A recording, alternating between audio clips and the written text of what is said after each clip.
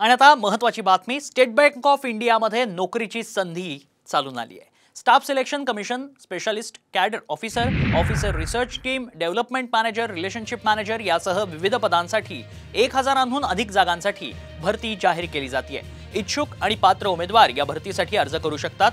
यासाठी अर्ज प्रक्रिया राबवण्यात येते। फॉर्म भरण्याची आणि अर्ज फी जमा करण्याची शेवटची तारीख 8 ऑगस्ट पर्यंत आहे।